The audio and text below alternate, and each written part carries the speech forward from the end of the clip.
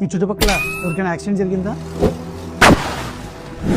First మీరు చేయాల్సిన పని ఏంటంటే కాల్ ఫర్ హెల్ప్. ఇమ్మీడియట్ గా అంబులెన్స్ కి కాల్ చేయాలి. యాక్సిడెంట్ అయిన వ్యక్తి దగ్గరికి వెళ్ళి ముందు పేషెంట్ స్పృహలో ఉన్నాడా స్పృహలో లేడా చూడాలి. సీన్ సేఫ్టీ చూసుకోవాలి.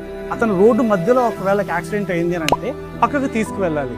అతను ఊపిరి తీసుకుంటున్నాడా లేదా గమనించండి. అతనికి పల్స్ ఉందా లేదా చెక్ చేయండి. పల్స్ లేదు, ఊపిరి అందట్లేదు అని అంటే మాత్రము అతనికి ఖచ్చితంగా సిపిఆర్ చేయాలి. సిపిఆర్ అనేది ప్రతి ఒక్కరూ నేర్చుకోవాల్సిన విషయం. తరువాత ఆ యాక్సిడెంట్ అయిన వ్యక్తిని ఇమ్మీడియట్ గా nearby doctor or nearby hospital కి వెంటనే తీసుకెళ్ళండి. ఎంత వీలైతే అంత వరకు ఆ మనిషిని కాపాడడానికి మీ వంతు ప్రయత్నం చేయండి. ఇప్పుడు మీకు గాయాల రకాలు చెప్తాను.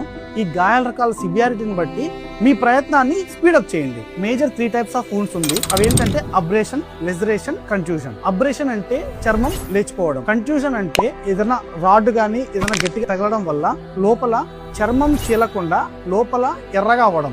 లెజరేషన్ చర్మం చీలడం. ఇంకా కొన్ని టైప్స్ ఆఫ్ వూండ్స్ ఉన్నాయి. అవేంటంటే ఫ్రాక్చర్ ఎముకలు విరగడం, యాంపుటేషన్ ఒక పార్ట్ ఊడి పడిపోవడం, క్రష్ ఇంజురీ అంటే చితికిపోవడం, పియర్సింగ్ ఆర్ పంక్చర్ వూండ్ ఒక నీడిల్ లాంటిది గట్టిగా గుచ్చుకుపోవడం, అవల్షన్ అంటే చిన్నగా చర్మం లేయడం. ఇవన్నీ కన్సిడరేషన్ పెట్టుకుని వాళ్ళ ప్రాణాలని కాపాడే ప్రయత్నం స్పీడప్ చేయండి. మనిషి దేవుడిగా ఎప్పుడు మారతాడు అంటే అవతల వాడికి పెద్ద సహాయం చేసినప్పుడు అతని కళ్ళల్లో